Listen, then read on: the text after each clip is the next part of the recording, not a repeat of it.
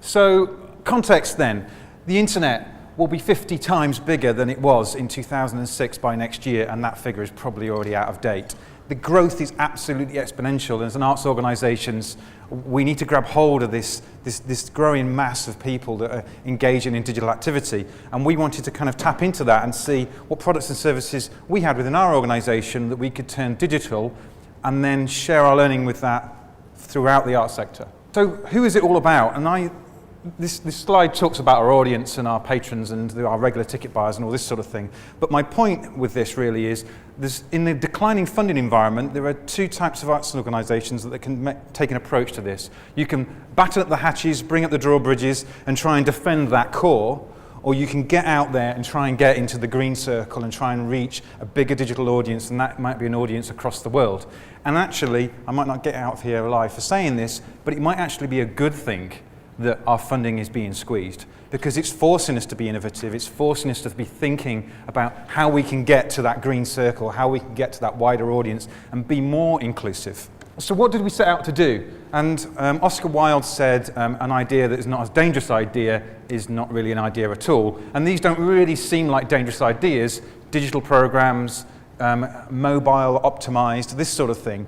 But I'll come on to why in a second. But just to take digital programs, for example, I could have killed the number of people that said to me, well, this idea is going to cannibalize our print programs or cannibalize our membership. The word cannibalize came up a lot of times in this project.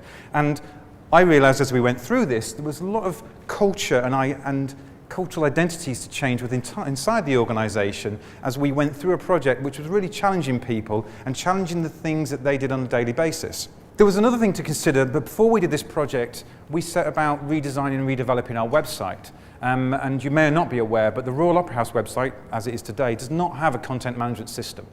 And we did that because we wanted to find ways to be sustainable digitally. And we didn't want to pay somebody for a content management system to hold content that we'd already got. Also, we started to think about content and journeys and stories and where content really sits in its natural habitat on the internet. Where's the best place to put video? YouTube. Where's the best place to put photos? In Flickr. Where's the best place to put sound? Perhaps in SoundCloud or AudioBoo. So we did that, and we built a website that was semantic in its approach and brought all this content from different places. So no content management system, but it also meant we didn't have to rekey the data twice. So many organizations, you've got your data maybe in your CRM system or your ticketing system or on paper or in a spreadsheet, and then you rekey that information or re-upload or import that content into a content management system.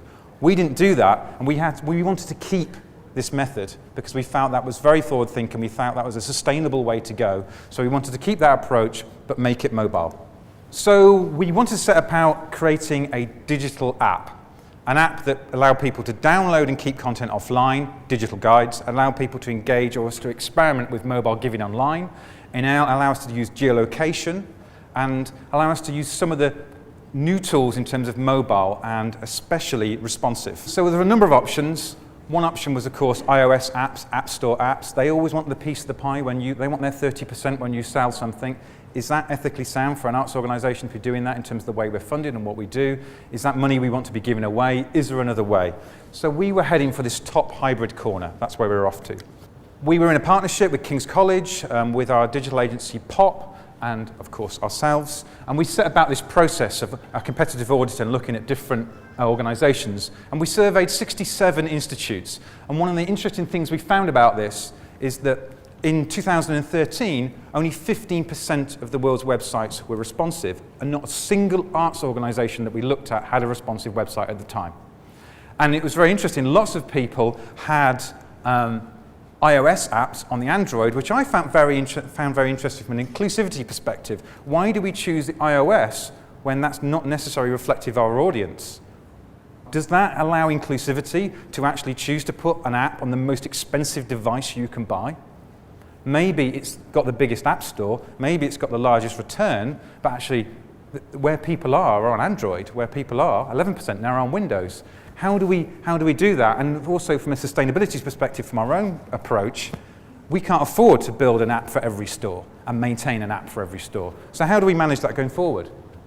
So we set about this hybrid app. And there were some interesting things that came out of this. One is the best available, and this is live now, you can go and look at it and play with it. When we were redesigning the best available for the mobile, we discovered that actually that was a really good idea for the desktop version. So we re-engineered the desktop version to look like the mobile version. And we had all these little nuggets of discoveries as we went along that actually improved other parts of our business, not just the mobile side. So in terms of the results, well, you can see the device, you can buy the guides. People said nobody would buy the guides. We've sold nearly 1,000 guides now at $2.99. Okay, it's not going to, we're not going to survive on that. But it was enough to convince the organisation to invest in those digital programs for another year, and that's exactly what we're doing. We feel, and we think from the evidence that we've seen, that there is an appetite for them. We just need to get the content offering and the marketing right. So the R&D fund allowed us to do that and continue that experiment. And all of the code that we've created for this, we are going to be sharing. So we're giving it all away. It's going to be available on GitHub, and there's going to be a toolkit for people to use, so anybody who wants to replicate this can do this. And one of the most important things that I found with this is our dwell time on mobile. And dwell time is really important, especially if you're any organisation that has content.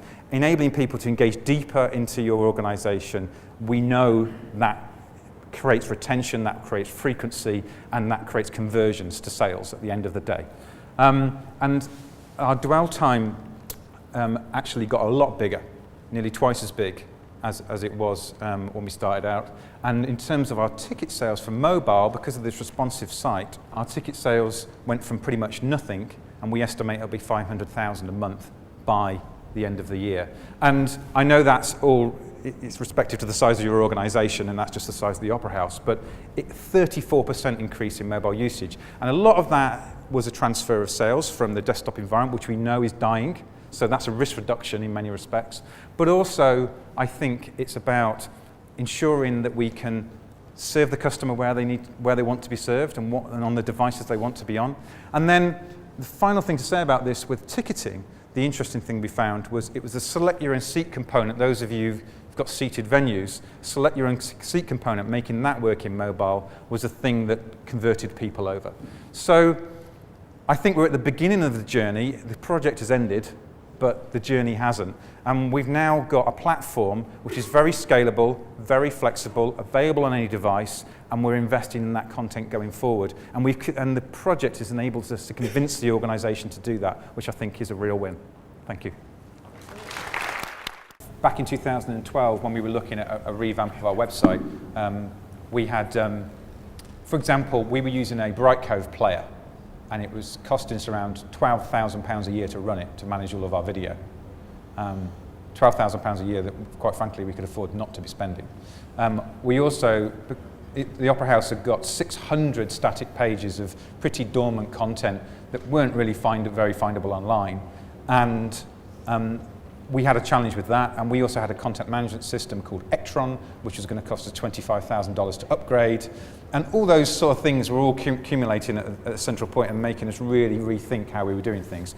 Web 3.0 was coming along and really starting to gain traction, and we decided to take a look at this. And basically what we do, we use Tessitura, which is our CRM ticketing system, as a content management system.